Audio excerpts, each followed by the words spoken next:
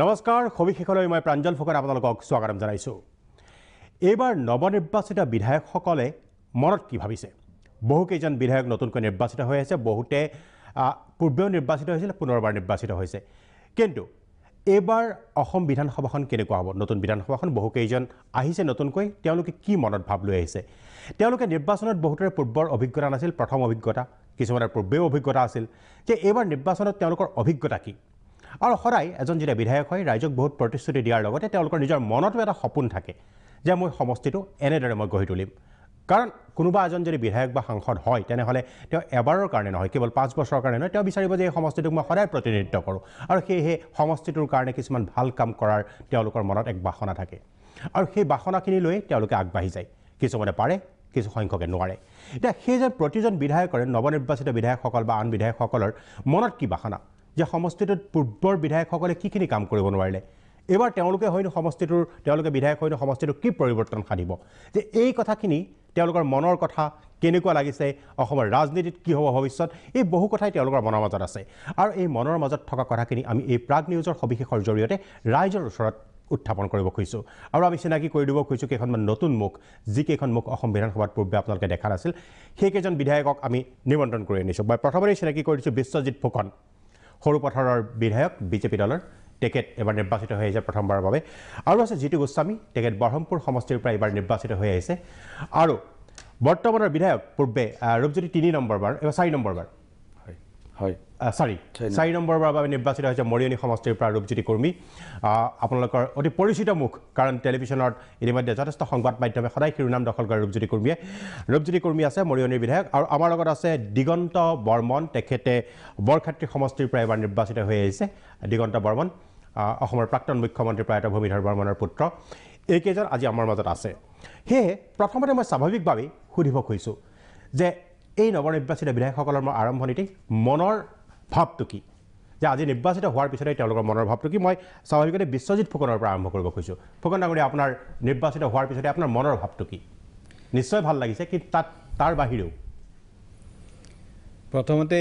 আজি আপোনালোকৰ মঞ্চলৈ আনি আমাক আমাৰ মনৰ ভাৱ জানিবলৈ বা প্ৰকাশ কৰিবলৈ সুবিধা দিয়াৰ বাবে ধন্যবাদ জনাইছোঁ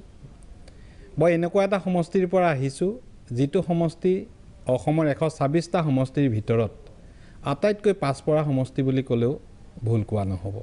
ৰাস্তা ঘাটৰ পৰা আৰম্ভ কৰি বিভিন্ন দিশত সৰুপথাৰ সমষ্টি আপুনি যদি যায় সমষ্টিটোৰ চৌদিশে কেৱল দুৰ্দশাই দেখিবলৈ পাব বিভিন্ন কাৰণত দীৰ্ঘদিন ধৰি কিছুমান এটা পৰিয়ালৰ শাসনত থকা সমষ্টিটোৰ উন্নতি নহ'ল মই জয়লাভ কৰাৰ সময়ত মই আনন্দ উৎসৱ কৰাতকৈ মই গভীৰ দায়িত্ব অনুভৱ কৰিছোঁ মই দায়িত্ব অনুভৱ কৰিছোঁ মোৰ কান্ধত যি দায়িত্ব অৰ্পণ কৰা হৈছে সৰুপথাৰবাসী ৰাইজে যি দায়িত্ব মোৰ কান্ধত অৰ্পণ কৰিছে সেই দায়িত্বক বাস্তৱ ৰূপ দিবলৈ যিখিনি কাম কৰিব লগা আছে সেই কামখিনি কৰিবলৈ মই সংকল্প লৈছোঁ আৰু অহা দিনবিলাকত সৰুপথাৰ সমষ্টিক এটা আগশাৰীৰ সমষ্টি লৈ যোগাযোগৰ ক্ষেত্ৰতেই হওক শিক্ষাৰ ক্ষেত্ৰতেই হওক চিকিৎসাৰ ক্ষেত্ৰতেই হওক কৃষিৰ ক্ষেত্ৰতেই হওক প্ৰত্যেকটো দিশত সৰুপথাৰ সমষ্টিক অসমৰ আগশাৰীৰ সমষ্টিলৈ লৈ যাবৰ বাবে মই বদ্ধপৰিকৰ আৰু তাৰ কাৰণে মই পৰিকল্পনা কৰিছোঁ আৰু সৰুপথাৰ সমষ্টিৰ মই সকলো ৰাইজৰ দল মত জাতি ধৰ্ম নিৰ্বিশেষে সকলো ৰাইজৰ সহযোগিতা বিচাৰিছোঁ যিসকল নিৰ্বাচনত মোৰ লগত প্ৰতিদ্বন্দ্বিতা কৰিছিলে ৰজলিনা তিৰ্কি ৰাজু ফুকনকে ধৰি মই তেখেতসকলৰ পৰা সহযোগিতা বিচাৰিছোঁ উন্নয়নৰ স্বাৰ্থত আমি সকলো একেলগে কাম কৰিব লাগে মই এবাৰ জিতু গোস্বামীৰ ওচৰলৈ আহিছোঁ গোস্বামী ডাঙৰীয়া বিশেষকৈ আপুনি যিটো সমষ্টিৰ পৰা প্ৰতিনিধিত্ব কৰিছে বহৰমপুৰ সেই সমষ্টিটো দীৰ্ঘদিন ধৰি অসম গণ পৰিষদ দলৰ দখলত আছিল আৰু প্ৰফুল্ল কুমাৰ মহন্তই দীৰ্ঘদিন ধৰি সেই সমষ্টিটোক প্ৰতিনিধিত্ব কৰিছিল আৰু এইবাৰ তেখেতে প্ৰতিদ্বন্দ্বিতা কৰা নাই এইবাৰ আপুনি বিজয়ী হৈ আহিছে বহৰমপুৰ সমষ্টিক লৈ আপোনাৰ মনত কি ভাৱ আছে আৰু প্ৰথম কথা মই যিটো প্ৰশ্ন বিশ্বজিৎ ফুকনক কৰিলোঁ সেইটোৱেই যে আপোনাৰ বিজয়ী হোৱাৰ পিছত আপোনাৰ মনৰ ভাৱটো কেনেকুৱা চাওক প্ৰথমে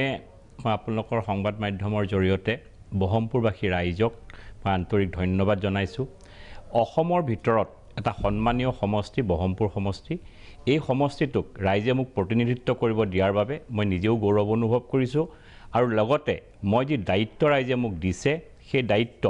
মই এটা মিনিটো মই কেটো অপচয় নকৰি 5টা বছৰ ৰাইজৰ সেৱাত ব্ৰতী হোৱাৰ প্ৰতিশ্ৰুতি মই ৰাইজক দিছোঁ আৰু প্ৰথম কথা এই সমষ্টিটো মধ্য অসমত এটা অতি সন্মানীয় সমষ্টি আৰু এই সমষ্টিটোত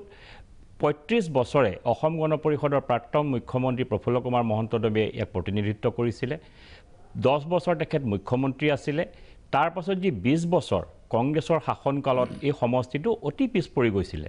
যি পিছ পৰি যোৱাৰ ফলত এইবাৰ যেতিয়া নিৰ্বাচনৰ ৰাইজৰ মাজলৈ গৈছিলোঁ ৰাইজৰ মাজত যি মই আবেগ দেখিছিলোঁ ৰাইজৰ মাজত যি মই এটা আশা দেখিছিলোঁ সকলো ৰাইজে বুঢ়ী বুঢ়ী আইতাই আহি আনন্দত আহি এখন গামোচা পিন্ধাই কৈছিলে বোপাই এইবাৰ কিবা উন্নয়ন কৰিবি সমষ্টিটোৰ কাৰণে কাম কৰিবি আমাৰ ৰাস্তা ঘাট দেখিছ কি অৱস্থা এই ৰাস্তা ঘাটৰ তই ব্যৱস্থা কৰিবি সেইদিনা মনত ভাবিছিলোঁ যদি দায়িত্ব পাওঁ সেইখিনি কথা মনত ৰাখি আহিবলগীয়া দিনত প্ৰতিটো ক্ষেত্ৰত প্ৰথমে ৰাস্তা ঘাটৰ উন্নয়নৰ পৰা ৰাস্তা ঘাট মানে আপুনি এটা কথা জানিব যিহেতু যোৱা 5টা বছৰত অসমত স্বাধীনতাৰ পাছত অসমত পোনপ্ৰথমবাৰৰ বাবে PWD ডিপাৰ্টমেণ্টে এটা ইতিহাস ৰচনা কৰিছিলে স্বাধীনতাৰ পাছত অসমত ইমান ৰাস্তা ঘাট কেতিয়াও হোৱা নাছিলে আমাৰ মাননীয় গড়কাপ্তানী মন্ত্ৰী হিমন্ত বিশ্ব শৰ্মা ডাঙৰীয়াৰ নেতৃত্বত যোৱা 3টা বছৰত অসমৰ চুকে কোণে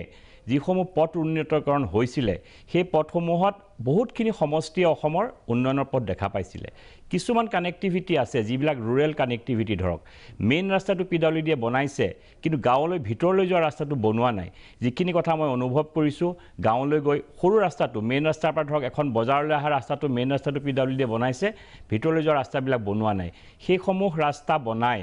ৰাইজক প্ৰথমে 5টা বছৰ মই এটা পৰিকল্পিতভাৱে যাব বিচাৰিছোঁ কাৰণ বিধায়কৰো আপুনি জানে এটা সীমিত থাকে কাৰণ মই যোৱা প্ৰথম বিধায়ক হিচাপে নিৰ্বাচিত হৈছোঁ কিন্তু ৰাজনীতিত মোৰ আজি বহুত বছৰৰ পৰা ৰাজনীতিৰ প্ৰতি জ্ঞান আৰু ৰাজনীতিৰ প্ৰতি মোৰ এটা হেৰি থকাৰ কাৰণে নিজৰে এটা খুব ইণ্টাৰেষ্ট থকাৰ কাৰণে মই প্ৰতিটো বস্তু মই পুংখানুপুংখভাৱে ষ্টাডি কৰোঁ আৰু মই এটা বস্তুৱেই গম পাইছোঁ যে এইবাৰ ৰাইজে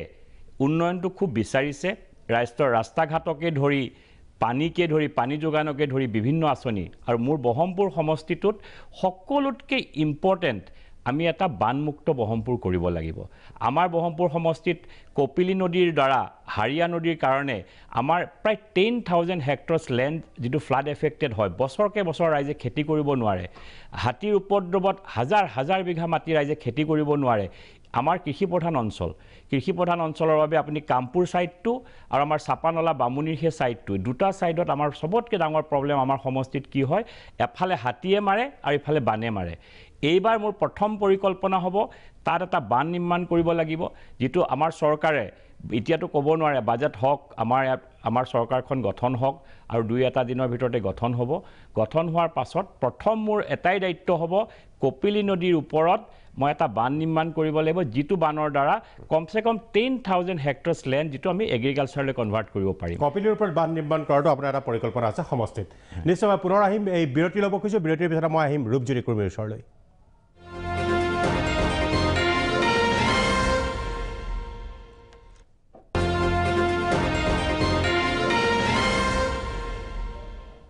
বিৰতিৰ পিছত আমি পুনৰ ঘূৰি আহিছোঁ সবিশেষলৈ আমি আলোচনা কৰি আহিছোঁ নতুন বিধায়কসকলক লৈ নৱনিৰ্বাচিত বিধায়ক বা এইবাৰ নিৰ্বাচিত হোৱা বিধায়কসকলক লৈ তেখেতসকলৰ মনৰ ভাৱ তেখেতসকলৰ পৰিকল্পনা ইত্যাদি বিভিন্ন কথা মই ৰূপজ্যোতি কুৰ্মীৰ ওচৰলৈ যাওঁ ৰূপজ্যোতি কুৰ্মী যদিও নৱনিৰ্বাচিত নহয় এবাৰ চতুৰ্থবাৰৰ বাবে নিৰ্বাচিত হৈছে অসম বিধানসভালৈ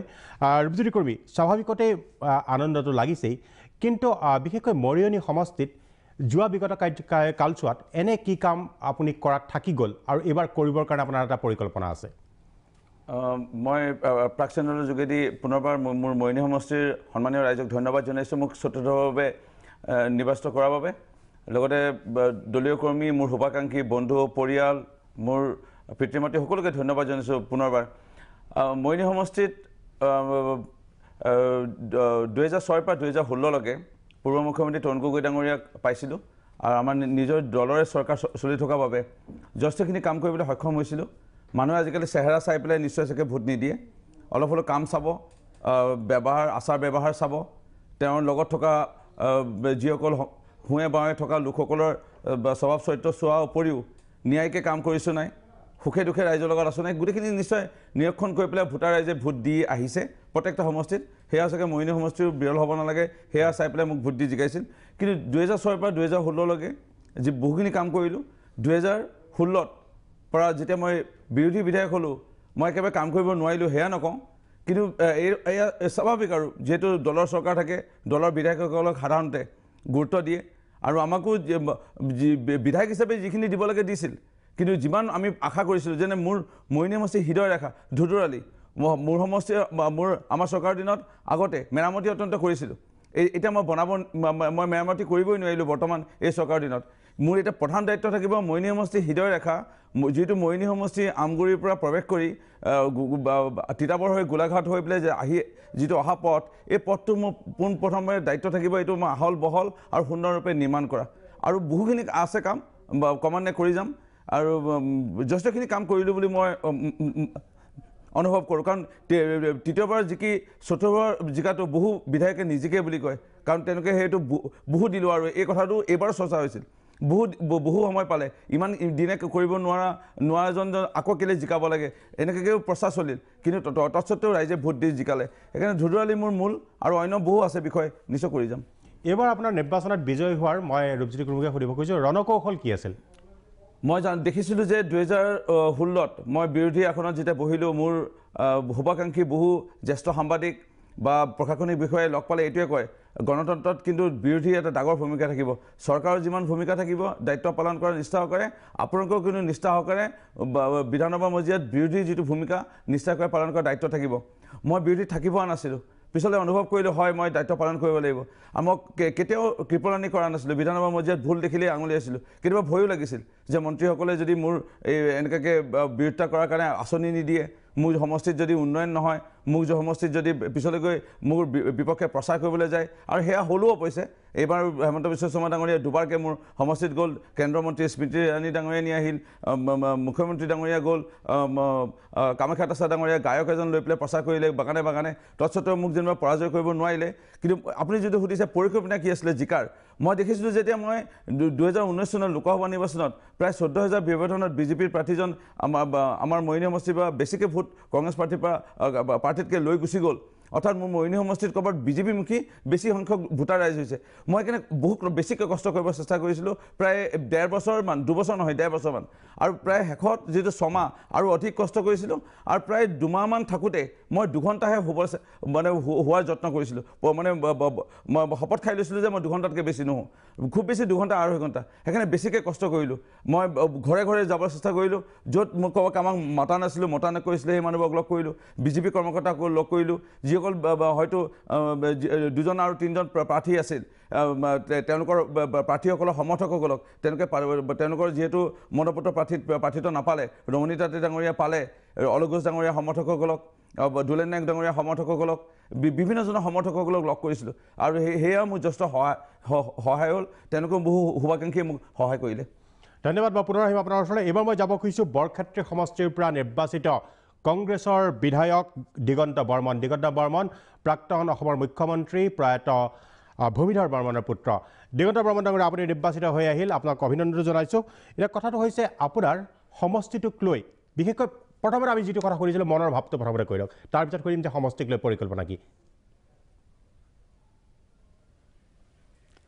মই প্ৰথমতে আজি প্ৰাগনিজক ধন্যবাদ জনাইছোঁ আপোনালোকে মোক আপোনালোকৰ এই মঞ্চত মোক কথাখিনি ক'বলৈ সুযোগ দিয়াৰ বাবে আৰু মই বৰক্ষেত্ৰীবাসী ৰাইজকো ধন্যবাদ জনাইছোঁ যে মোক আপোনালোকে বৰক্ষেত্ৰীবাসী ৰাইজে মোক প্ৰথমবাৰৰ বাবে বৰক্ষেত্ৰীৰ বিধায়ক হিচাপে নিৰ্বাচিত হোৱাৰ সুযোগ দিয়াৰ বাবে মোৰ প্ৰথম কথাটো হ'ল যে মাননীয় ডাক্তৰ ভূমিধৰ বৰ্মন ডাঙৰীয়াই এই সমষ্টিটোক 4বাৰকৈ প্ৰতিনিধিত্ব কৰিছিল তাৰ আগতেও অৰ্থাৎ 1978 চনত যেতিয়া প্ৰথম বৰক্ষেত্ৰী সমষ্টি গঠন হৈছিলে মাননীয় আমাৰ শেখ চান মহম্মদ ডাঙৰীয়া তেখেত স্পীকাৰ আছিল দুবাৰকৈ প্ৰতিনিধিত্ব কৰিছিলে মাননীয় পুলকেশ বৰুৱা ডাঙৰীয়া তেখেত দুবাৰকৈ বিধায়ক হৈছিলে স্পীকাৰ হৈছিলে আৰু পৰৱৰ্তী সময়ত যোৱাবাৰ আমাৰ বিজেপি দলৰ বিধায়ক নাৰায়ণ ডেকা ডাঙৰীয়া নিৰ্বাচিত হৈছিলে গতিকে তাৰ পিছৰ পৰা আমি লক্ষ্য কৰিছোঁ যে সমষ্টিটোত যিমানখিনি উন্নয়ন হ'ব লাগিছিল সিমানখিনি উন্নয়ন হোৱা নাছিলে অৱশ্যে এটা কথা আমি নকলে নহ'ব যে যেতিয়া 1991 চনত ডাক্তৰ বৰ্মন ডাঙৰীয়াই বৰক্ষেত্ৰী সমষ্টিক প্ৰথম প্ৰতিনিধিত্ব কৰিছিল সেই সমষ্টিৰ সেই অৱস্থা যিটো আছিলে তাতকৈ বৰ্তমান অৱস্থা বহুতখিনি ভাল হৈছে ৰাস্তা ঘাটৰ ক্ষেত্ৰতে হওক বা অন্যান্য ক্ষেত্ৰতে হওক মেডিকেল ইনফ্ৰাষ্ট্ৰাকচাৰৰ ক্ষেত্ৰতে হওক যথেষ্টখিনি কাম ডাক্তৰ বৰ্মন ডাঙৰীয়াই কৰিছিলে কিন্তু আটাইতকৈ মই যিটো আপুনি সপোনৰ কথা ক'লে ইচ্ছাৰ কথা ক'লে মোৰ এটাই আটাইতকৈ ডাঙৰ ইচ্ছা এটাই আছে যে যোৱা তৰুণ গগৈ চৰকাৰৰ দিনত আমাৰ নলবাৰীত দুটা মহকুমা ঘোষণা কৰা হৈছিলে এটা বৰক্ষেত্ৰীৰ মুকালমুৱা মহকুমা আৰু এটা টিহু মহকুমা গতিকে এই 5টা বছৰত এই মহকুমাই পূৰ্ণাংগ ৰূপ নাপালে দুইটাই টিহুও নাপালে বৰক্ষেত্ৰীও নাপালে গতিকে মোৰ আটাইতকৈ এটা মোৰ খুব ইচ্ছা যে মই খুব কম দিনৰ ভিতৰত যাতে মুকালমুৱা মহকুমাক পূৰ্ণাংগ ৰূপ দিয়াৰ চেষ্টা কৰিম তাৰোপৰি আমাৰ এটা বৃহত্তৰ অঞ্চল আছে বৰভাগ অঞ্চল অতি উচ্চ শিক্ষিত অঞ্চল গতিকে তাতেও এটা খুব ভাল কাম কৰিব লাগিব বিশেষকৈ এখন অতি উচ্চ শিক্ষাৰ প্ৰতিষ্ঠান গঢ়াৰ কাৰণে মই চেষ্টা কৰিম মই নিৰ্বাচনতো বিভিন্ন সভা সমিতিত মই পৰিস্থিতি দি আহিছোঁ তাৰোপৰি বৰক্ষেত্ৰী সমষ্টিৰ বহুতো সমস্যা আছে বিশেষকৈ চৰ অঞ্চলৰ পৰা ব্ৰহ্মপুত্ৰৰ খহনীয়াই যথেষ্ট মানুহক পৰিচালন কৰি তুলিছে তাৰোপৰি যে যিটো আমাৰ মথাউৰি মুকালমুৱাৰ পৰা দৌলাশাললৈ যিটো মথাউৰি গৈছে লাৰগুচি হৈ পেলাই সেই ব্ৰহ্মপুত্ৰৰ খহনীয়াৰ মানে কবলত পৰি পেলাই চিঙু অৱস্থা গতিকে মই অসম চৰকাৰক আহ্বান জনাম মই বিধানসভাতো এই কথাটো উত্থাপন কৰিম যে জিঅ'টেগ আমাৰ জিঅ' বান্ধ নিৰ্মাণ কৰি পেলাই যাতে এটা ফুল প্ৰটেকশ্যন কৰিব পাৰে যাতে ভৱিষ্যত দিনত যেনে ব্ৰহ্মপুত্ৰই আমাৰ এই মথাউৰিটো ক্ষতি কৰিব নোৱাৰে এটা মোৰ সপোন আছে ধন্যবাদ বৰ্মন ডাঙৰীয়া মই পুনৰ আহিম আপোনাৰ ওচৰলৈ এটা বিৰতি ল'ব খুজিছোঁ বিৰতিৰ পিছত আৰু বহু প্ৰশ্ন আছে এই বিধায়কসকলক কৰিবৰ বাবে আমি আকৌ কৰিম এটা বিৰতিৰ পিছত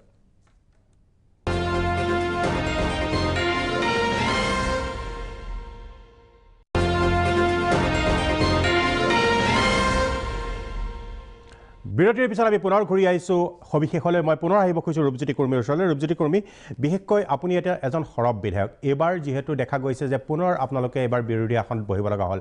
এইবাৰ বিধানসভাখনক লৈ আপোনাৰ কেনেকুৱা পৰিকল্পনা এইবাৰো সেই আগৰ দৰে আপুনি সৰব ভূমিকা পালন কৰিবনে বিধানসভাত স্বাভাৱিকভাৱে নিজৰ যিটো দায়িত্ব বিৰোধীৰ দলত থকাৰ বাবে অসমৰ ৰাইজে মেণ্ডেট দিছে আৰু আমি এয়া সশ্ৰদ্ধে আমি গ্ৰহণ কৰিছোঁ আৰু অসমৰ ৰাইজক আমি ধন্যবাদ জনাইছোঁ আৰু এয়া নহয় যে বিৰোধীত থাকিলে আমি আমাৰ দায়িত্ব পালন ভালধৰণে নকৰিম অসমৰ ৰাইজৰ প্ৰতি আমাৰ কিবা ক্ষোভ যে আমাক চৰকাৰ বনাব নিদিলে আমি এতিয়া মই মন্ত্ৰী হোৱা সপোন দেখিছিলোঁ মই মন্ত্ৰী হ'ব নোৱাৰিম মই বোলে মন্ত্ৰী হ'ব নিদিলে অসমৰ ৰাইজে মই মনে মনে থাকিম মই বোলে মুখে মাত নামাতো সেয়া কেতিয়াও নকৰোঁ মোৰ দায়িত্ব যিটো আছিল মুক্ত কণ্ঠৰে মাত মতা আৰু চৰকাৰৰ ভুল নীতি বা ভুলসমূহ আঙুলিয়াই দিয়া আৰু বিভিন্ন অসমৰ ৰাইজে আমাক কৈ আহিছিলে যোৱাটো 5টা বছৰে বিভিন্ন সংস্থাই লগ কৰিছিল তেওঁলোকৰ ক'ৰবাৰ বিদ্যালয়ৰ প্ৰাধিকৰণ নোহোৱা বিষয় চাহ বাগানৰ শ্ৰমিক সন্থাই আমাক লগ কৰিবলৈ কৈছিলে মজুৰি বৃদ্ধি নোহোৱা সন্দৰ্ভত আপোনালোকে সোধক 6 জনগোষ্ঠীৰ জনজাতীয়কৰণ 6 জনগোষ্ঠীৰ লোকসকলে আমাক লগ কৰিছিলে ছাত্ৰ সংগঠনে জনজাতীয়কৰণ নোহোৱা প্ৰসংগত আপোনালোকে সোধক বানপীড়িত লোকসকলে আমাক কৈ আছিলে সাহায্য নোপোৱা কথা লৈ পেলাই উপস্থাপন কৰিবলৈ এনেকৈ বিভিন্ন সংস্থাই বা লাষ্ট গেটত যিসমূহ আহে বিধানৰ পৰা চলি থকাৰ মাজত ধৰ্ণা দিবলৈ সেইসমূহে আমাক স্মাৰকপত্ৰ দিয়ে আমাক কয় এইসমূহ বিষয়ে আপোনালোকে উপস্থাপন কৰিব লাগে আমি প্ৰত্যেকটা বিষয়ে আমি উপস্থাপন কৰাৰ প্ৰয়াস কৰিছিলোঁ আৰু এইবাৰো অসমৰ ৰাইজৰ হৈ আমি বিৰোধীৰ আসনৰ পৰা আমি সেইসমূহ আমি দায়িত্ব পালন কৰিম আৰু উপস্থাপন কৰিম বিষয়সমূহ আৰু এটা প্ৰশ্ন মানুহৰ মাজত আহি থাকে সদায় সেইটো অভিযোগে উত্থাপন হৈ থাকে যে টকা দি ভোট কিনিব পাৰি এইটো সদায় ৰাইজেও কয় এই কথাটো কিমান সঁচা হয় নেকি টকা দি ভোট কিনিব পাৰিম নেকি আপুনি এজন বিধায়ক আপুনি কেইবাটাও নিৰ্বাচন খেলিলে কি কয় চাওক যদি মই আপোনালোকে সঁচা অৰ্থতে একেবাৰে নুই কৰিব নোৱাৰি মানে এনেকৈ এছাম ভোটাৰ আছে হয়তো 15% 20% প্ৰত্যেকটা সমষ্টিতে থকা যেন অনুভৱ কৰোঁ সেইসকল ভোটাৰ খুবেই দুখীয়া তেওঁলোকৰ হয়তো মানে যেনে তেনে তেওঁলোকে হাজিৰা কৰি বা দুবেলা দুমুঠিৰ কাৰণে তেওঁলোকে চিন্তা কৰিব লগা হয় তেওঁলোকক যদি কোনোবাই হয়তো তেওঁলোকৰ ঘৰত মোবাইল নাই বা তেওঁলোকৰ 3G মোবাইল নাই তেওঁলোকে চোৱা নাই দেশ দুনীয়া কি হৈ আছে তেওঁলোকৰ সচেতনতা ৰাজনৈতিক সচেতনতা যিমান হ'ব লাগিছিল হয়তো তেওঁলোকৰ নথকাৰ কাৰণে তেওঁলোকক হয়তো কোনোবাই যদি ৰাজনৈতিক দলে তেওঁলোকক কিবা এটা দিয়ে সেইটোতে তেওঁলোকে ডাঙৰ এটা উপহাৰ বুলি ভাবি নিশ্চয় অকণমান আকৰ্ষিত হয় সেয়াও নুই কৰিব নোৱাৰি এইবাৰ বিধানসভাত বিশেষকৈ বিধানসভাখনক লৈ আপোনাৰ কেনেকুৱা ধাৰণা হৈছে কাৰণ আপুনি পূৰ্বেও অভিজ্ঞতা আছে যে বিৰোধী অতি শক্তিশালী হ'ব নে নহয় বিৰোধী যিসকল বিধায়ক নিৰ্বাচিত হৈছে সামগ্ৰিকভাৱে এইবাৰ বিধানসভাখনক কিবা পৰিৱৰ্তন দেখিছেনে বা বিৰোধী শক্তিশালী হ'ব তেনেকুৱা কিবা কথা আপোনাৰ মনলৈ আহিছে নেকি আমি প্ৰায় বহু বিধায়ক যোৱাবাৰ যি আছিলে সাহসীয় দলত বিজেপি AGP যোৱাবাৰ BPF আছিলে এইবাৰ যেনিবা UPPL আছে আৰু তেওঁলোকৰ যিসমূহ মুখ বহু এনেকৈ পুৰণি মুখে আকৌ এইবাৰ আহিব আৰু তেওঁলোকৰ মাজৰ পৰা বহু মন্ত্ৰী হ'ব নতুন দুই এটা নতুন মুখ আমি দেখা পাম কিন্তু আমি বিৰোধীটো ঠিক তেনেকৈ পৰিৱৰ্তন যথেষ্ট হৈছে নতুন মুখ আহিছে মহাজোটবন্ধনৰ যি আমি বিৰোধী দল আমি গঠন কৰিছিলোঁ কিন্তু দেখা গৈছে যে ভাল এটা টক্কৰ এটা হ'ব ভাল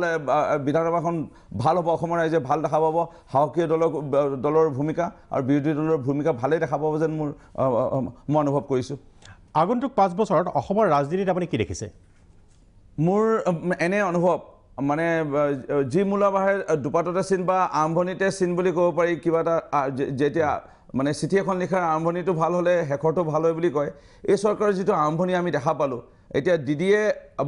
আজি শপত গ্ৰহণ কৰিলে কিন্তু আমাৰ দাদা কোনোবা এজনে শপত গ্ৰহণ কৰিব লাগিছিলে আজিয়ে কিন্তু দাদা এজন পলম কৰিছে ক'ৰবাত পলম হৈছে চৰকাৰ কামতো তেনেকৈ পলম নহওক আঁচনি ৰূপায়ণ ক্ষেত্ৰতো পলম নহওক সেয়া আমি অকণমান অলপ সন্দেহ প্ৰকাশ কৰিছোঁ সেইকাৰণে আমি মহিলা এগৰাকীয়ে যদি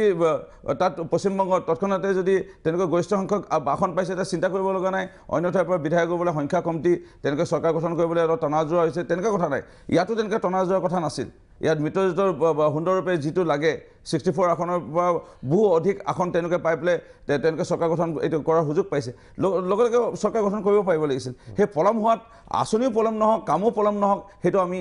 মানে উদ্বিগ্ন প্ৰকাশ কৰিছোঁ মুখ্যমন্ত্ৰী কোন হ'ব এইটো লৈ এটা ৰাজনৈতিক মহলত বিতৰ্ক চলি আছে আৰু এইকাৰণে মই আপোনাক প্ৰশ্নটো সুধিছোঁ যে এইবাৰ আপোনালোকৰ কংগ্ৰেছৰ ফালৰ পৰাও কিন্তু সেই কথাটোত আপোনালোকে সোমাইছে আপোনালোকেও মন্তব্য দিছে আপোনাৰ মতে কি মোৰ কথা এনেকুৱা আমি অসমৰ ৰাইজৰ প্ৰত্যেকজন ৰাজনৈতিক যিসকল বিধায়ক হৈছে বা প্ৰত্যেক আপুনিও এজন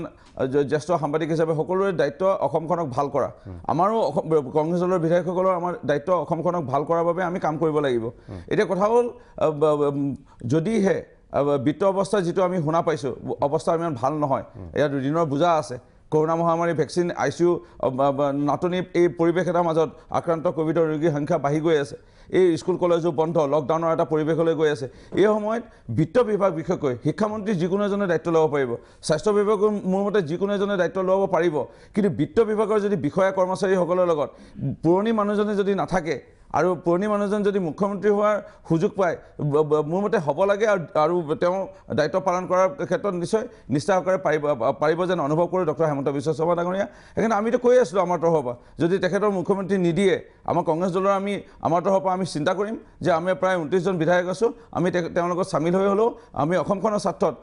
তেখেতক মুখ্যমন্ত্ৰী বনোৱাৰ ক্ষেত্ৰত সহযোগিতা কৰিব লাগে আমি সহযোগিতা কৰিবলৈ আমি প্ৰস্তুত ৰ'ব এইটো এটা প্ৰশ্ন আপুনি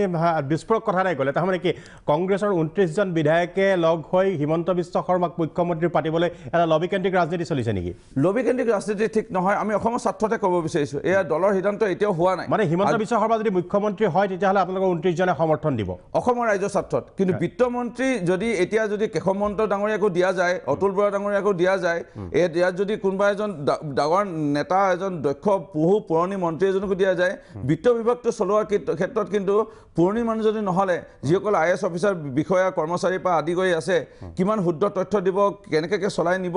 এইটো এটা অলপ সন্দেহ প্ৰকাশ মই কৰা নাই সকলোৱে প্ৰকাশ কৰিছে এই ক্ষেত্ৰত কিন্তু পুৰণাজনে যদি থাকে তেতিয়া আমাৰ সুন্দৰৰূপে ৰাজ্যখনৰ কাৰণে আমি ক'ব বিচাৰিছোঁ মানে এইখন মন্তব্য আমি ধন্যবাদ জনাইছোঁ ৰূপজ্যোতি কুৰ্মী অতি সদায় বাকপটু আৰু অতি সুন্দৰ স্পষ্টভাৱে কথাখিনি কয় ৰূপজ্যোতি কুৰ্মীয়ে সাধাৰণতে কথা কোৱাৰ ক্ষেত্ৰত আমাৰ যথেষ্ট সৰব ভূমিকা লয় ধন্যবাদ জনাইছোঁ ৰূপজ্যোতি কুৰ্মী মই এতিয়া বিশ্বজিৎ ফুকনৰ ওচৰলৈ পুনৰ আহিছোঁ ফুকন ডাঙৰীয়া আপোনাৰ মন্ত্ৰী বা বিধায়ক হোৱাৰ সপোন আছিল নেকি মন্ত্ৰী বিধায়ক হোৱাৰ সপোন কথাটো এনেকুৱা ছাত্ৰ অৱস্থাৰ পৰাই ক্লাছ 7ৰ পৰাই সমাজৰ বিভিন্ন কামৰ লগত জড়িত হৈ আছিলোঁ সদৌ অসম ছাত্ৰ সন্থাত দীৰ্ঘদিন আছিলোঁ সদৌ অসম ছাত্ৰ সন্থাৰ পৰা মই তেতিয়া ওলাই আহিছিলোঁ যেতিয়া মই 29 বছৰ বয়স আছিল শিক্ষা শেষ কৰাৰ পাছত ছাত্ৰ সন্থাৰ সাহিত্য সম্পাদক হিচাপে আছিলোঁ আৰু ছাত্ৰ সন্থাৰ পৰা মই যেতিয়া ভাবিলোঁ যে মোৰ শিক্ষাৰ জীৱন অন্ত পৰিলে মই পৰিত্যাগ কৰি ওলাই আহিছিলোঁ এই যে বহু বয়স হোৱালৈকে ছাত্ৰ সন্থা কৰাৰ যি পৰিৱেশ আজিৰ তাৰিখত তেনেকুৱা ধৰণৰ আমাৰ নাছিল আমি ওলাই অহাৰ আগতেই হওক বা পাছতেই হওক সেই সময়ছোৱাত সদায় সমাজৰ লগত জড়িত হৈ আছোঁ আজি সৰুপথাৰ সমষ্টিবাসী বিভিন্ন ৰাইজক যদি আপোনালোকে সোধে বিগত 20টা বছৰ আমি ৰাইজৰ কাষত আছোঁ, সামাজিকভাৱে আমি সক্ৰিয় হৈ আছোঁ। আৰু ৰাজনীতিৰ লগত যিহেতু জড়িত হৈ আছোঁ, যোৱা 20টা বছৰ 21টা বছৰ ৰাজনীতিত আছোঁ। ৰাজনীতিত থাকিলে মানুহৰ সমাজৰ প্ৰতি যি দায়বদ্ধতা, সমাজৰ কাম কৰাৰ প্ৰতি যি আগ্ৰহ, সেই আগ্ৰহক কিন্তু বাস্তৱ ৰূপ দিবলৈ এই নিৰ্বাচনী প্ৰক্ৰিয়াৰ মাজত অংশগ্ৰহণ কৰাটো নিতান্তই প্ৰয়োজন হয়। কাৰণ এজন বিধায়ক হিচাপে নিৰ্বাচনত জয়লাভ কৰিলে ৰাইজৰ কাৰণে যিমান কাম কৰিব পাৰি, আজি অন্যান্য ঠাইত থাকি অন্যান্য পৰিৱেশত সিমানখিনি কাম কৰিব নোৱাৰি। আমাৰ উদ্দেশ্য কি বুলি ক'লে, সৰুপথাৰ সমষ্টিবাসী অসমৰ ৰাইজৰ কাৰণে কাম কৰা আমাৰ মূল উদ্দেশ্য। আৰু সেইখিনি কাম কৰিবলৈ যি মাধ্যম, ৰাজনীতিৰ মাধ্যম, আৰু ৰাজনীতিৰ মাধ্যমত বিধায়ক হোৱাটো কিছু প্ৰয়োজনীয়তা আছে। কাৰণ বিধায়ক হ'লে ৰাইজৰ কাৰণে বহুত কাম কৰিব পাৰি, সপোনবোৰ বাস্তৱ কৰিবৰ কাৰণে এটা পন্থা থাকে। ৰাজনীতিৰ মাজেৰে যেতিয়া আমি সপোন বাস্তৱত ৰূপায়িত কৰিব বিচাৰিম, তে বিধায়ক হোৱাটো নিতান্তই প্ৰয়োজন। মোৰ ঠিক ব্যক্তিগত ইচ্ছা পূৰণ কৰিবৰ বাবে বুলি নহয়, সৰুপথাৰ সমষ্টিবাসী ৰাইজৰ আশা আকাংক্ষা আৰু সপোনবোৰ বাস্তৱত ৰূপায়িত কৰিবৰ বাবে মোৰ এই নিৰ্বাচনী প্ৰক্ৰিয়াত অংশগ্ৰহণ কৰি বিধায়ক হোৱাৰ এটা সপোন আছিল। সেই কথা আপোনাক মই অকপতে ক'ব পাৰোঁ। কাৰণ বিধায়ক হোৱাৰ পাছত এই সমস্যাবিলাক সমাধান কৰিবলৈ, সপোনবিলাক বাস্তৱ ৰূপ কৰিবলৈ কিছু সুবিধা হয়, আৰু সেই আশা মোৰ আছে। নিৰ্বাচনৰ সময়ত আপুনি যেতিয়া প্ৰচাৰ চলাইছিলে তেতিয়া আপুনি এটা কথা কৈছিলে, যদিহে আপুনি নিৰ্বাচিত হয়, বিধায়ক হয়, তেনেহ'লে বিধায়কৰ যিটো বিধায়কৰ দৰমহা, সেই দৰমহাটো আপুনি আৰ্তজনৰ কাৰণে, দুখীয়াজনৰ কাৰণে দান দিব, আপুনি দৰমহাটো নিজৰ হাতত নাৰাখে। এই কথাষাৰ সঁচানে? আৰু এই কথাষাৰ আপুনি মানি চলিবনে?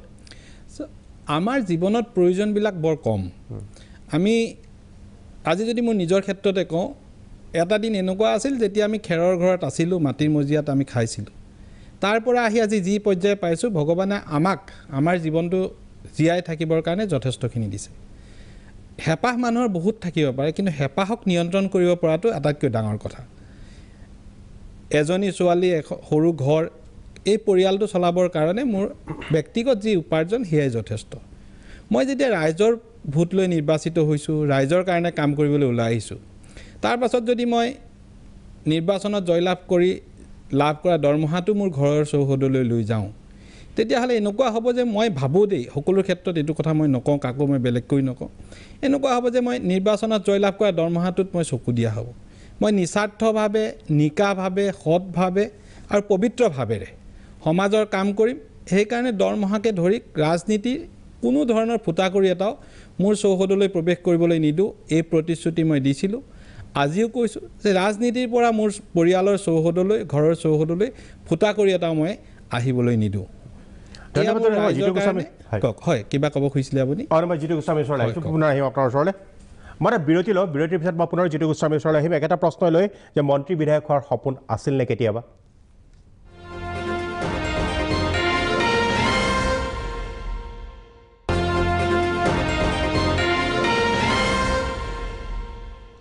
বিৰতিৰ পিছত আমি পুনৰ ঘূৰি আহিছোঁ সবিশেষলৈ। মই পুনৰ আহিব খুজিছোঁ ৰূপজ্যোতি কুৰ্মীৰ ওচৰলৈ। ৰূপজ্যোতি কুৰ্মী, বিশেষকৈ আপুনি এতিয়া এজন সৰব বিধায়ক। এইবাৰ যিহেতু দেখা গৈছে যে পুনৰ আপোনালোকে এইবাৰ বিৰোধী আসনত বহিব লগা হ'ল,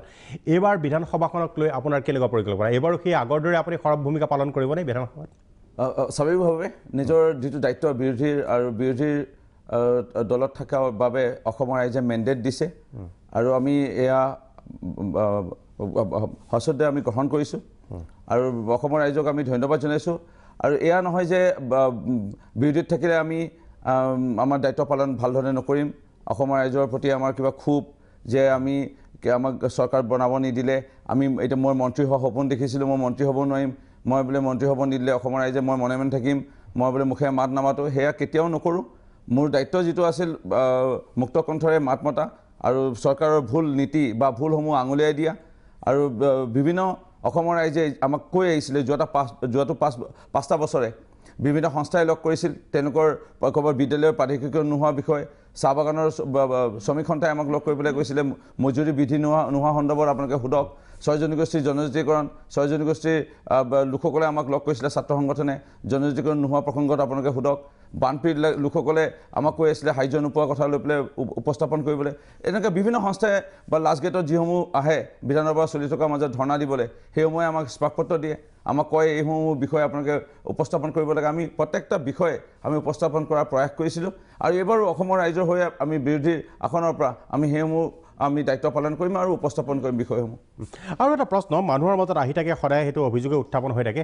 যে টকা দি ভোট কিনিব পাৰি এইটো সদায় ৰাইজেও কয়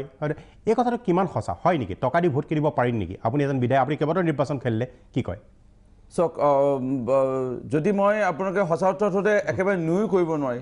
মানে এনেকৈ এছাম ভোটাৰ আছে হয়তো 15% 20% প্ৰত্যেকটা সমষ্টিতে থকা যেন অনুভৱ কৰোঁ সেইসকল ভোটাৰ খুবেই দুখীয়া তেওঁলোকৰ হয়তো মানে যেনে তেনে তেওঁলোকে হাজিৰা কৰি বা দুবেলা দুমুঠিৰ কাৰণে তেওঁলোকে চিন্তা কৰিব লগা হয় তেওঁলোকক যদি কোনোবাই হয়তো তেওঁলোকৰ ঘৰত মোবাইল নাই বা তেওঁলোকৰ 3G মোবাইল নাই তেওঁলোকে চোৱা নাই দেশ দুনীয়া কি হৈ আছে তেওঁলোকৰ সচেতনতা ৰাজনৈতিক সচেতনতা যিমান হ'ব লাগিছিল হয়তো তেওঁলোকৰ নথকাৰ কাৰণে তেওঁলোকক হয়তো কোনোবাই যদি ৰাজনৈতিক দলে তেওঁলোকক কিবা এটা দিয়ে সেইটোতে তেওঁলোকে ডাঙৰ এটা উপহাৰ বুলি ভাবি নিশ্চয় অকণমান আকৰ্ষিত হয় সেয়াও নুই কৰিব নোৱাৰি এইবাৰ বিধানসভাত বিশেষকৈ বিধানসভাখনক লৈ আপোনাৰ কেনেকুৱা ধাৰণা হৈছে কাৰণ আপুনি পূৰ্বেও অভিজ্ঞতা আছে যে বিৰোধী অতি শক্তিশালী হ'ব নে নহয় বিৰোধী যিসকল বিধায়ক নিৰ্বাচিত হৈছে সামগ্ৰিকভাৱে এইবাৰ বিধানসভাখনক কিবা পৰিৱৰ্তন দেখিছেনে বা বিৰোধী শক্তিশালী হ'ব তেনেকুৱা কিবা কথা আপোনাৰ মনলৈ আহিছে নেকি আমি প্ৰায় বহু বিধায়ক যোৱাবাৰ যি আছিলে সাহসীয় দলত বিজেপি এজিপি যোৱাবাৰ BPF আছিলে এইবাৰ যেনিবা UPPL আছে আৰু তেওঁলোকৰ যিসমূহ মুখ বহু এনেকৈ পুৰণি মুখে কৈ এইবাৰ আহিব আৰু তেওঁলোকৰ মাজৰ পৰা বহু মন্ত্ৰী হ'ব নতুন দুই এজন চাগে দুই এটা নতুন মুখ আমি দেখা পাম কিন্তু আমি বিৰোধীটো ঠিক তেনেকৈ পৰিৱৰ্তন যথেষ্ট হৈছে নতুন মুখ আহিছে মহাজোটবন্ধনৰ যি আমি বিৰোধী দল আমি গঠন কৰিছিলোঁ কিন্তু দেখা গৈছে যে ভাল এটা টক্কৰ এটা হ'ব ভাল বিধানসভাখন ভাল হ'ব অসমৰ ৰাইজে ভাল দেখা পাব সাহসীয় দলৰ ভূমিকা আৰু বিৰোধী দলৰ ভূমিকা ভালেই দেখা পাব যেন মই অনুভৱ কৰিছোঁ আগন্তুক 5 বছৰত অসমৰ ৰাজনীতিত আপুনি কি দেখিছে মোৰ এনে অনুভৱ মানে যি মূলাবাহে দুপাততে চিন বা আৰম্ভণিতে চিন বুলি ক'ব পাৰি কিবা এটা যেতিয়া মানে চিঠি এখন লিখাৰ আৰম্ভণিটো ভাল হ'লে শেষৰটো ভাল হয় বুলি কয় এই চৰকাৰৰ যিটো আৰম্ভণি আমি দেখা পালোঁ এতিয়া দিদিয়ে আজি শপত গ্ৰহণ কৰিলে কিন্তু আমাৰ দাদা কোনোবা এজনে শপত গ্ৰহণ কৰিব লাগিছিলে আজিয়ে কিন্তু দাদা এজন পলম কৰিছে ক'ৰবাত পলম হৈছে চৰকাৰ কামতো তেনেকৈ পলম নহওক আঁচনি ৰূপায়ণ ক্ষেত্ৰতো পলম নহওক সেয়া আমি অকণমান অলপ সন্দেহ প্ৰকাশ কৰিছোঁ সেইকাৰণে আমি মহিলা এগৰাকীয়ে যদি তাত পশ্চিমবংগত তৎক্ষণাতে যদি তেনেকৈ গৰিষ্ঠ সংখ্যক আসন পাইছে তেতিয়া চিন্তা কৰিব লগা নাই অন্য ঠাইৰ পৰা বিধায়ক হ'বলৈ সংখ্যা কমটি তেনেকৈ চৰকাৰ গঠন কৰিবলৈ অলপ টনাজোৰা হৈছে তেনেকুৱা কথা নাই ইয়াতো তেনেকৈ টনাজোৰাৰ কথা নাছিল ইয়াত মিত্ৰজোঁটৰ সুন্দৰৰূপে যিটো লাগে 64 আসনৰ পৰা বহু অধিক আসন তেওঁলোকে পাই পেলাই তেওঁলোকে চৰকাৰ গঠন এইটো কৰাৰ সুযোগ পাইছে লগে লগে চৰকাৰ গঠন কৰিব পাৰিব লাগিছিল সেই পলম হোৱাত আঁচনিও পলম নহওক কামো পলম নহওক সেইটো আমি মানে উদ্বিগ্ন প্ৰকাশ কৰিছোঁ মুখ্যমন্ত্ৰী কোন হ'ব এইটো লৈ এটা ৰাজনৈতিক মহলত বিতৰ্ক চলি আছে আৰু এইকাৰণে মই আপোনাক প্ৰশ্নটো সুধিছোঁ যে এইবাৰ আপোনালোকৰ কংগ্ৰেছৰ ফালৰ পৰাও কিন্তু সেই কথাটোত আপোনালোকে সোমাইছে আপোনালোকেও মন্তব্য দিছে আপোনাৰ মতে কি মোৰ কথা এনেকুৱা নহয় আমি অসমৰ ৰাইজৰ প্ৰত্যেকজন ৰাজনৈতিক যিসকল বিধায়ক হৈছে বা আপুনিও এজন জ্যেষ্ঠ সাংবাদিক হিচাপে সকলোৰে দায়িত্ব অসমখনক ভাল কৰা আমাৰো কংগ্ৰেছ দলৰ বিধায়কসকলৰ আমাৰ দায়িত্ব অসমখনক ভাল কৰাৰ বাবে আমি কাম কৰিব লাগিব এতিয়া কথা হ'ল যদিহে বিত্ত অৱস্থা যিটো আমি শুনা পাইছোঁ অৱস্থা ইমান ভাল নহয় ইয়াত ঋণৰ বোজা আছে কৰোনা মহামাৰী ভেকচিন ICU নাটনি এই পৰিৱেশ এটাৰ মাজত আক্ৰান্ত কোভিডৰ ৰোগীৰ সংখ্যা বাঢ়ি গৈ আছে এই স্কুল কলেজো বন্ধ লকডাউনৰ এটা পৰিৱেশলৈ গৈ আছে এই সময়ত বিত্ত বিভাগ বিশেষকৈ শিক্ষামন্ত্ৰী যিকোনো এজনে দায়িত্ব ল'ব পাৰিব স্বাস্থ্য বিভাগৰ মোৰ মতে যিকোনো এজনে দায়িত্ব ল'ব পাৰিব কিন্তু বিত্ত বিভাগৰ যদি বিষয়া কৰ্মচাৰীসকলৰ লগত পুৰণি মানুহজনে যদি নাথাকে আৰু পুৰণি মানুহজন যদি মুখ্যমন্ত্ৰী হোৱাৰ সুযোগ পায় মোৰ মতে হ'ব লাগে আৰু তেওঁ দায়িত্ব পালন কৰাৰ ক্ষেত্ৰত নিশ্চয় নিষ্ঠাসহকাৰে পাৰিব যেন অনুভৱ কৰোঁ ডক্টৰ হেমন্ত বিশ্ব শৰ্মা ডাঙৰীয়া সেইকাৰণে আমিতো কৈ আছিলোঁ আমাৰ তৰফৰ পৰা যদি তেখেতৰ মুখ্যমন্ত্ৰী নিদিয়ে আমাৰ কংগ্ৰেছ দলৰ আমাৰ তৰফৰ পৰা আমি চিন্তা কৰিম যে আমি প্ৰায় 29জন বিধায়ক আছোঁ আমি তেওঁৰ লগত চামিল হৈ হ'লেও আমি অসমখনৰ স্বাৰ্থত তেখেতক মুখ্যমন্ত্ৰী বনোৱাৰ ক্ষেত্ৰত সহযোগিতা কৰিব লাগে আমি সহযোগিতা কৰিবলৈ আমি প্ৰস্তুত আৰু এইটো এটা আধা প্ৰশ্ন আপুনি বিস্ফোৰক কথা নাই ক'লে তাৰমানে কি কংগ্ৰেছৰ 29জন বিধায়কে লগ হৈ হিমন্ত বিশ্ব শৰ্মাক মুখ্যমন্ত্ৰী পাতিবলৈ এটা লবিকেন্দ্ৰিক ৰাজনীতি চলিছে নেকি লবিকেন্দ্ৰিক ৰাজনীতি ঠিক নহয় আমি অসমৰ স্বাৰ্থতে ক'ব বিচাৰিছোঁ এয়া দলৰ সিদ্ধান্ত এতিয়াও হোৱা নাই মানে হিমন্ত বিশ্ব শৰ্মা যদি মুখ্যমন্ত্ৰী হয় তেতিয়াহ'লে আপোনালোকৰ 29জনে সমৰ্থন দিব অসমৰ ৰাজ্যৰ স্বাৰ্থত কিন্তু বিত্তমন্ত্ৰী যদি এতিয়া যদি কেশৱ মহন্ত ডাঙৰীয়াকো দিয়া যায় অতুল বৰা ডাঙৰীয়াকো দিয়া যায় ইয়াত যদি কোনোবা এজন ডাঙৰ নেতা এজন দক্ষ পুৰণি মন্ত্ৰী এজনকো দিয়া যায় বিত্ত বিভাগটো চলোৱাৰ ক্ষেত্ৰত কিন্তু পুৰণি মানুহজনী নহ'লে যিসকল IAS অফিচাৰ বিষয়া কৰ্মচাৰীৰ পৰা আদি কৰি আছে কিমান শুদ্ধ তথ্য দিব কেনেকৈ চলাই নিব এইটো এটা অলপ সন্দেহ প্ৰকাশ মই কৰা নাই সকলোৱে প্ৰকাশ কৰিছে এই ক্ষেত্ৰত কিন্তু পুৰণাজনে যদি থাকে তেতিয়া আমাৰ সুন্দৰৰূপে ৰাজ্যখনৰ কাৰণে আমি ক'ব বিচাৰিছোঁ মানে এইখন মন্তব্য আমি ধন্যবাদ জানাইছোঁ ৰূপজ্যোতি কুৰ্মী অতি সদায় বাকপটু আৰু অতি সুন্দৰ স্পষ্টভাৱে কথাখিনি কয় ৰূপজ্যোতি কুৰ্মীয়ে সাধাৰণতে কথা কোৱাৰ ক্ষেত্ৰত আমাৰ যথেষ্ট সৰব ভূমিকা লয় ধন্যবাদ জানাইছোঁ ৰূপজ্যোতি কুৰ্মী মই এতিয়া বিশ্বজিৎ ফুকনৰ ওচৰলৈ পুনৰ আহিছোঁ ফুকন ডাঙৰীয়া আপোনাৰ মন্ত্ৰী বা বিধায়ক হোৱাৰ সপোন আছিল নেকি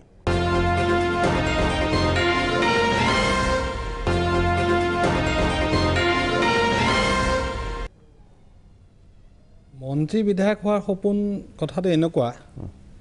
ছাত্ৰ অৱস্থাৰ পৰাই ক্লাছ 7ৰ পৰাই সমাজৰ বিভিন্ন কামৰ লগত জড়িত হৈ আছিলোঁ সদৌ অসম ছাত্ৰ সন্থাত দীৰ্ঘদিন আছিলোঁ সদৌ অসম ছাত্ৰ সন্থাৰ পৰা মই তেতিয়া ওলাই আহিছিলোঁ যেতিয়া মই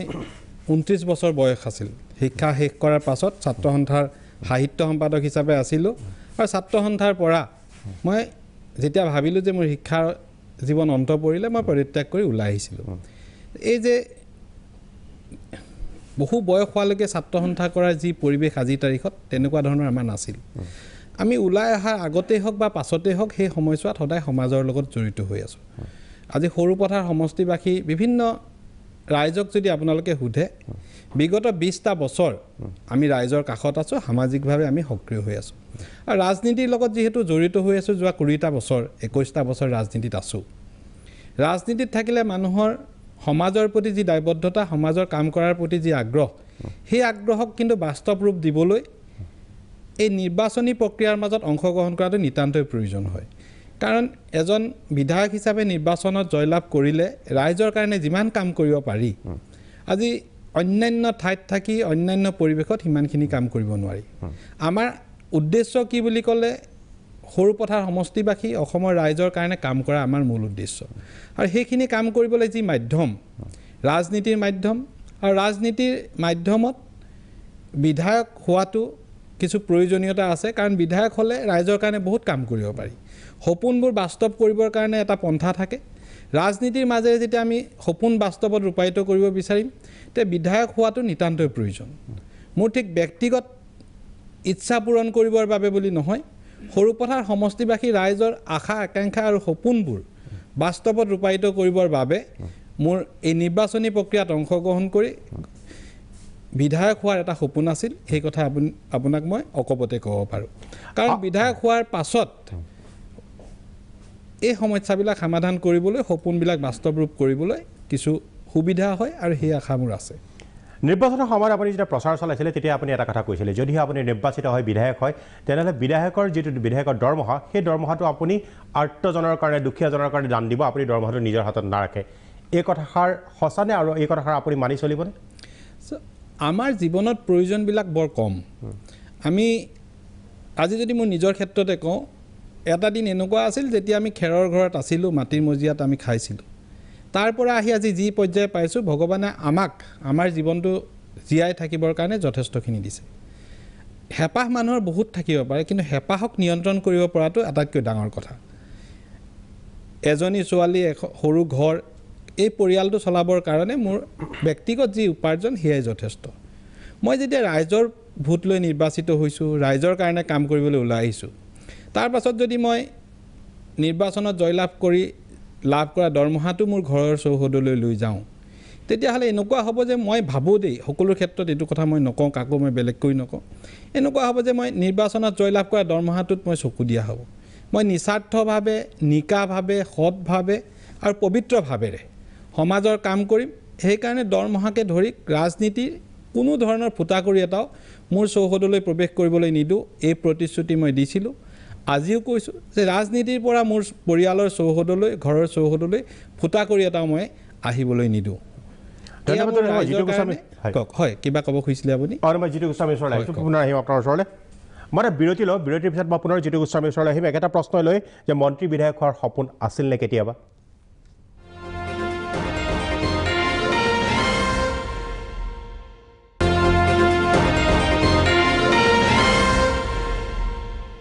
বিৰতিৰ পিছত আমি পুনৰ ঘূৰি আহিছোঁ সবিশেষলৈ মই এতিয়া জিতু গোস্বামীৰ ওচৰলৈ আহিব খুজিছোঁ গোস্বামী ডাঙৰীয়া বিশেষকৈ ৰাজ্যৰ ৰাজনীতিত এতিয়া সৰ্বাধিক চৰ্চিত বিষয়টো হৈছে কোন হ'ব পৰৱৰ্তী মুখ্যমন্ত্ৰী ইতিমধ্যে স্বাভাৱিক এইটো ঢাকি ৰাখিব লগা কথা নহয় সৰ্বানন্দ সোণোৱাল আৰু হিমন্ত বিশ্ব শৰ্মা এই দুটা নামেই উচ্চাৰিত হৈ আছে সৰ্বানন্দ সোণোৱাল মুখ্যমন্ত্ৰী হৈ আছে কিন্তু কেন্দ্ৰই এতিয়াও সিদ্ধান্ত ঘোষণা কৰা নাই আজি আপোনালোকৰ ৰাষ্ট্ৰীয় সভাপতিয়েও কৈছে যে এইটো পাৰ্লিয়ামেণ্টাৰী বৰ্ডে সিদ্ধান্ত ল'ব সেই কথাটো তেখেতসকলে কৈছে কিন্তু বিজেপিৰ এগৰাকী বিধায়ক হিচাপে আপুনি কি ভাবে যে কোন মুখ্যমন্ত্ৰী হোৱা উচিত বা কোন হ'বলৈ গৈ আছে চাওক বিধায়ক হিচাপে মুখ্যমন্ত্ৰী কোন হ'ব সেইটো আমাক সুধি লাভ নাই যিহেতু এইটো কমপ্লিটলি এইটো আমাৰ নেশ্যনেল পাৰ্টি আৰু পাৰ্লিমেণ্টাৰী বৰ্ডৰ পৰা সম্পূৰ্ণ কৰ্তৃত্ব আছে তেখেতসকলে ডিচিশ্যন ল'ব আমি এজন ক্ষুদ্ৰ বিধায়ক আমাৰ মত শুধক বা নুশুধক সেইটোলৈ কোনো ইয়াত একো নহয় এতিয়া মই যদি কওঁ যে কালি হিমন্ত বিশ্ব শৰ্মা ডাঙৰীয়া মুখ্যমন্ত্ৰী হ'ব লাগে এইটোতো পাৰ্লিয়ামেণ্টাৰী বৰ্ডেতো সেইটো ডিচিশ্যন নলয় সেইকাৰণে এইটো কমপ্লিট এইটো ডিচিশ্যন কিন্তু এটা কথা মই ব্যক্তিগতভাৱে যিহেতু মই হিমন্ত বিশ্ব শৰ্মা ডাঙৰীয়াৰ লগত মই বহু দিনৰ পৰা কাম কৰিছোঁ আৰু মই তেখেতৰ কাম কৰা যি মই এক্সপিৰিয়েঞ্চ লক্ষ্য কৰিছোঁ মই ভাবোঁ মোক ব্যক্তিগতভাৱে যদি আপুনি সোধে মই এটাই কথা ক'ব পাৰোঁ যে অসমত মই যিটো অনুভৱ কৰিছোঁ মেক্সিমাম আমাৰ সমষ্টিৰ ৰাইজেও মেক্সিমাম মোৰ বন্ধুবৰ্গেও যাৰ লগতে যাওঁ এইটো এটা চৰ্চাৰ বিষয় হৈ পৰিছে এতিয়া প্ৰতিদিনাই এতিয়া ৰাতিপুৱাৰ পৰা গধূলিলৈ টিভিটো খুলিলে টিভিটো এইটোৱে সোধে আমি যেতিয়াই কেতিয়াবা হিমন্ত বিশ্ব শৰ্মা ডাঙৰীয়া ঘৰলৈ যাওঁ বাসগৃহৰ সন্মুখতো টিভি কেমেৰা দৌৰি আহি পেলাই সোধে যে আপুনি কিবা ক'ব নেকি মুখ্যমন্ত্ৰী কাক বিচাৰিছে নেকি চাওক কথাটো এনেকুৱা যে মুখ্যমন্ত্ৰী হিচাপে মই ব্যক্তিগতভাৱেও আমি এজন দক্ষ মুখ্যমন্ত্ৰী লাগে কাৰণ ৰাইজৰ কথা হ'ল কি দেশ চলাব লাগিব আপুনি ৰাজ্যখন চলাব লাগিব এডমিনিষ্ট্ৰেশ্যন চলাব লাগিব আমাক লাগিব এজন দক্ষ যাৰ এক্সপিৰিয়েঞ্চ আছে আৰু এক্সপিৰিয়েঞ্চটো এনেকুৱা এক্সপিৰিয়েঞ্চ নহয় যে আপুনি এজন বিধায়ক হৈছে সেইটো এক্সপিৰিয়েঞ্চটো এটা বেলেগ আৰু আপুনি দেশখন চলাবলৈ যেতিয়া এডমিনিষ্ট্ৰেশ্যনত বহিব ৰাজ্যখনৰ মুৰব্বী হিচাপে চলাব হ'লে আপোনাৰ ডিপাৰ্টমেণ্টৰ নলেজ লাগিব আপোনাৰ এক্সপিৰিয়েঞ্চ লাগিব হিমন্ত বিশ্ব শৰ্মা ডাঙৰীয়া যোৱা 20টা বছৰ তেখেত বিভিন্ন ডিপাৰ্টমেণ্টৰ মন্ত্ৰী হিচাপে তেখেতে এজন দক্ষ হিচাপে এজন স্বাস্থ্যমন্ত্ৰী হিচাপেই হওক শিক্ষামন্ত্ৰী হিচাপেই হওক তেখেতে গড়কাপ্তানি মন্ত্ৰী হিচাপেই হওক তেখেতৰ যিটো এক্সপিৰিয়েঞ্চ অসমৰ ৰাইজে জানে মই ব্যক্তিগতভাৱে জানো সেইটো আমাৰ বিশেষকৈ প্ৰয়োজন দ্বিতীয়তে আপোনাৰ কি লাগিব experience then intelligence and management capacity management ৱাইজত তেখেতৰ মেনেজমেণ্ট কেপাচিটি প্ৰতিটো নিৰ্বাচনত আমি দেখিছোঁ প্ৰতি ক্ষেত্ৰতে দেখিছোঁ কোভিড মেনেজমেণ্টৰ ক্ষেত্ৰতে দেখিছোঁ he is very much capable আৰু মেনেজমেণ্টৰ তেখেতৰ কেপাচিটি আছে তৃতীয়তে হ'ব লাগিব লিডাৰ যেন ভিচিয়াছ হ'ব লাগিব তেওঁ ভিছন এটা থাকিব লাগিব এজন লিডাৰৰ ভিছন এটা লাগিব তেওঁৰ এটা প্লানিং লাগিব যে তেওঁ এইটো স্কিমেই কৰিব অসমৰ কিছুমান ফ্লেগশ্বিপ প্ৰগ্ৰেম থাকে গভৰ্ণমেণ্টখনত চলাবলৈ যে এইখন গভৰ্ণমেণ্টৰ 5 বছৰ মই ধৰিছোঁ অসমৰ ৰাস্তা ঘাট উন্নয়ন কৰিম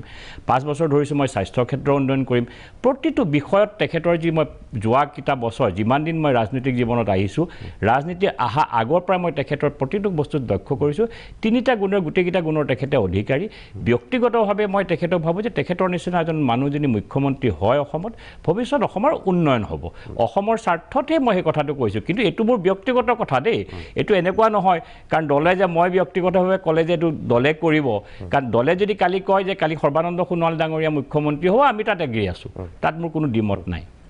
ধন্যবাদ স্পষ্টভাৱে মুকলিকৈ ক'লে আপুনি কথাখিনি খুব সুন্দৰকৈ এটা বিৰতি লৈছোঁ বিৰতিৰ পিছত মই পুনৰ ঘূৰি আহিম সবিশেষলৈ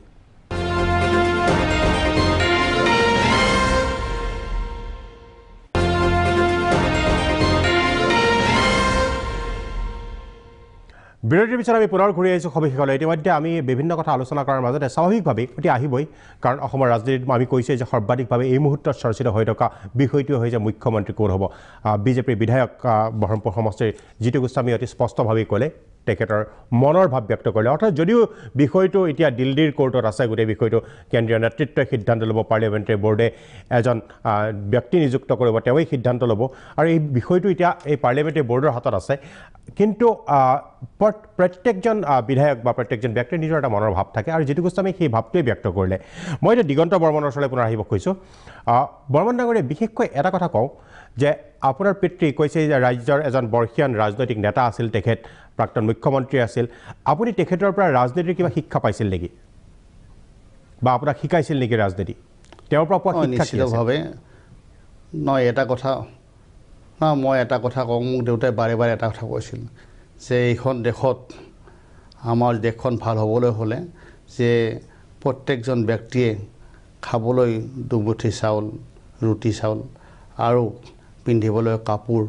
আৰু থাকিবলৈ বাসস্থান এইটো লাগিব। গতিকে মই চৰকাৰক, যদিও মই বিৰোধী দলৰ বিধায়ক হিচাপে নিৰ্বাচিত হৈছোঁ, মই আহ্বান জনাম যে প্ৰত্যেকজন দুখীয়া ব্যক্তিয়ে যাতে থাকিবলৈ অন্তত এটা ঘৰ পায়, তাৰ বাবে মই আহ্বান জনাম। আৰু এটা কথা মই আপোনালোকক কৈছোঁ যে আমি যেতিয়ালৈ আমাৰ আজি ল'ৰা ছোৱালী শিক্ষিত হৈছে, উচ্চ শিক্ষা লাভ কৰিছে, কিন্তু চাকৰি বাকৰি কাৰো নাই। বিশেষকৈ যোৱা বছৰৰ পৰা কৰোণাৰ সন্ত্ৰাসৰ কাৰণেই হওক বা অন্য কাৰণতেই হওক, বিভিন্ন ঠাইত যিবিলাক লোকে কাম কৰি আছিলে তেওঁলোক ঘৰলৈ উভতি আহিছে। গতিকে আটাইতকৈ বেয়া লাগে এটা কথা যে এইবাৰৰ নিৰ্বাচনত মই প্ৰত্যক্ষ কৰিছোঁ যে যুৱ প্ৰজন্মই যথেষ্টভাৱে আমাক সহায় কৰিছে। মই চৰকাৰক এতিয়া আহ্বান জনাম এটাই যে যুৱকসকলৰ কাৰণে যাতে কৰ্মসংস্থানৰ সুবিধা কৰাৰ তেওঁলোকে প্ৰয়াস কৰে, এইটো এটা মোৰ ইচ্ছা, যাতে তেওঁলোকে কৰ্মসংস্থান লাভ কৰে। তাৰোপৰি মই এটা কথা মই বিচাৰিছোঁ যে আমাৰ চৰকাৰৰ দিনত, তৰুণ গগৈ চৰকাৰৰ দিনত আমাৰ দুখীয়া শিপিনীসকলে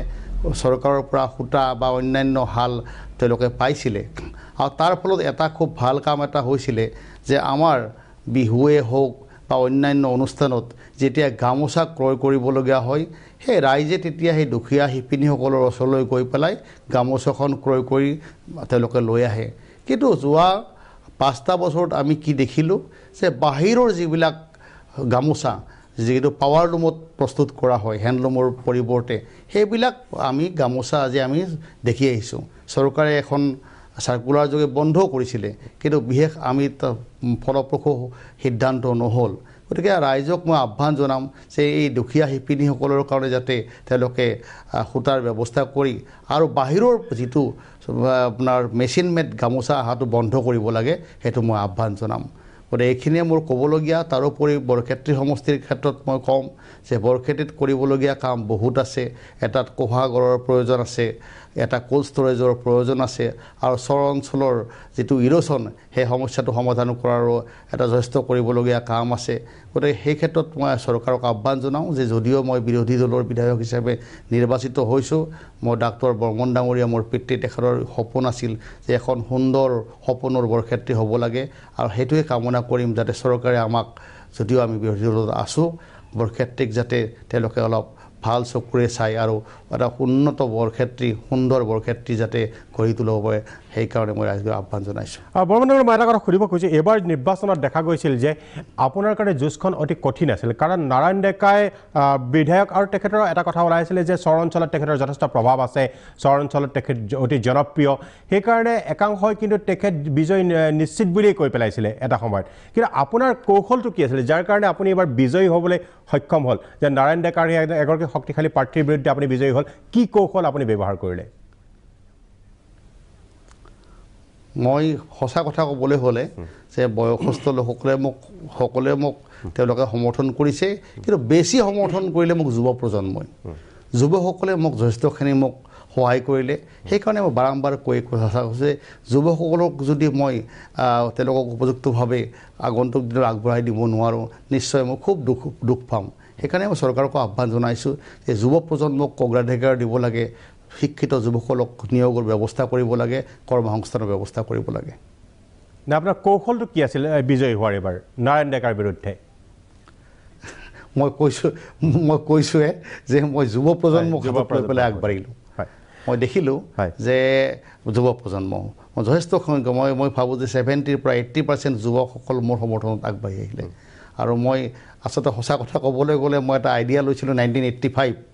যেতিয়া প্ৰফুল্ল মহন্ত ডাঙৰীয়া মুখ্যমন্ত্ৰী হৈছিলে। মই ভাবোঁ যে যেতিয়া ছাত্ৰ সন্থাৰ পৰা আহিয়ে তেওঁলোকে চৰকাৰ গঠন কৰিলে, তেতিয়া আমি সৰু আছিলোঁ, তেতিয়া আমি দেখিছিলোঁ যে অকল যুৱকসকলেই অসম গণ পৰিষদ চৰকাৰখন বনাই দিছিলে। সেই আইডিয়া এটা মোৰ হাতত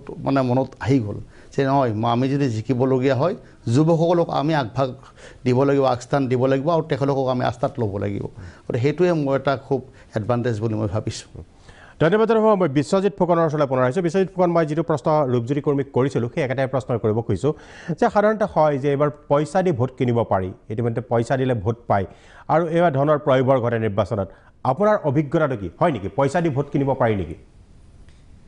মই পইচা দি ভোট কিনিব পাৰে বুলি কেতিয়াও নাভাবোঁ। আজি যদি মই কওঁ যে পইচা দি ভোট কিনিব পাৰে, 2,64,000 সৰুপথাৰ সমষ্টিৰ ভোটাৰক মই অপমান কৰা হ'ব।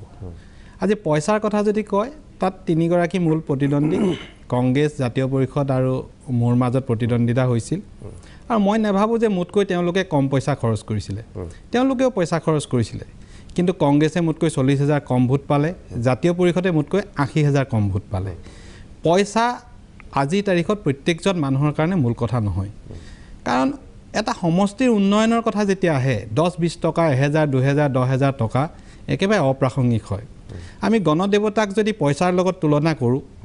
মই ভাবোঁ এইটো ভুল হ'ব। তেতিয়া ভাৰতৰ প্ৰধানমন্ত্ৰী, ৰাষ্ট্ৰপতি আম্বানী, আদানী, টাটা, বিৰলাই হ'লহেঁতেন। পইচা কেতিয়াও এটা সমষ্টিৰ উন্নয়নৰ ক্ষেত্ৰত, নিৰ্বাচনত জয়লাভ কৰাৰ ক্ষেত্ৰত মূল ভূমিকা ল'ব নোৱাৰে। পইচা এটা নিৰ্দিষ্ট পৰিমাণৰ পইচা ইলেকশ্যন কমিশ্যনে আমাক ধাৰ্য কৰি দিছিলে, সেই পইচাৰ ভিতৰতে আমি খৰচ কৰিছিলোঁ আৰু জনসাধাৰণৰ লগত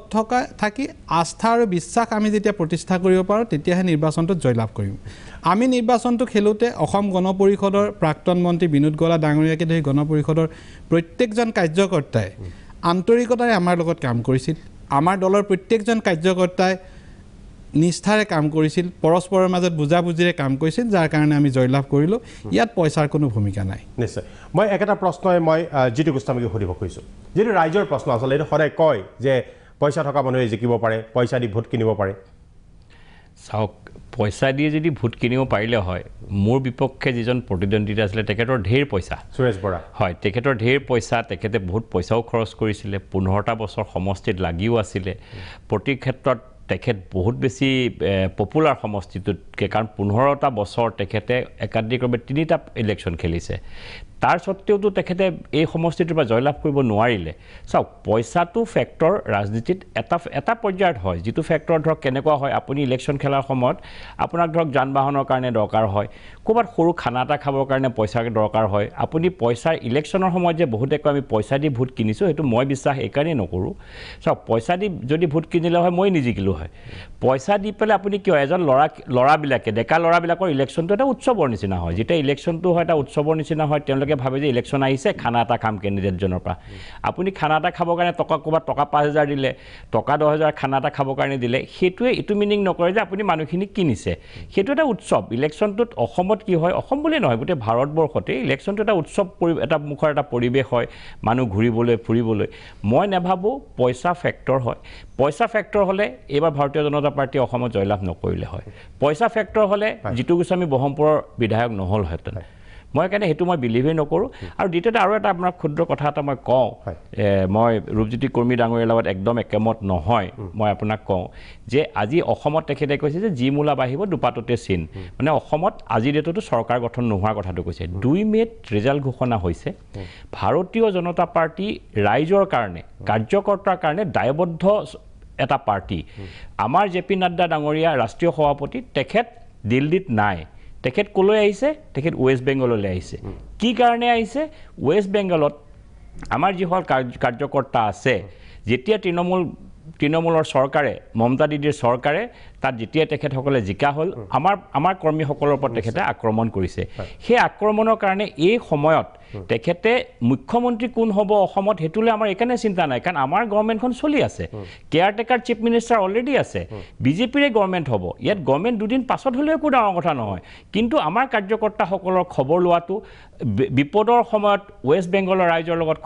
খাৰা হোৱাটো ভাৰতীয় জনতা পাৰ্টীৰ সকলোতকৈ ডাঙৰ দায়বদ্ধতা। সেইটো তেখেতে কৈছে। তেখেতে আজি প্ৰেছতো কৈছে যে মই ইয়াৰ পৰা গৈ গধূলিকৈ যাম, গৈ আমাৰ পাৰ্লিয়ামেণ্টাৰী কমিটি মিটিং দিম, 2-এজনীতে চৰকাৰ হ'ব। আৰু চৰকাৰো হ'ব সুন্দৰকৈ,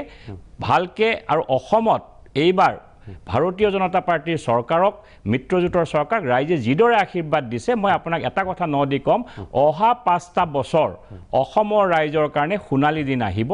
অসমৰ ৰাইজে অহা 5টা বছৰত ভাৰতবৰ্ষত 5খনৰ পৰা 7খন ৰাজ্যৰ ভিতৰত অন্যতম এখন ৰাজ্য হ'ব তাক মই আপোনাক ন দি আজি ডাঠি আপোনাৰ মুখত অসমৰ ৰাইজক মই ক'ব পাৰোঁ নিশ্চয় জ্যোতি গোস্বামী অনাগত দিনত এইখিনি ৰাইজে প্ৰত্যক্ষ কৰিব কিমানখিনি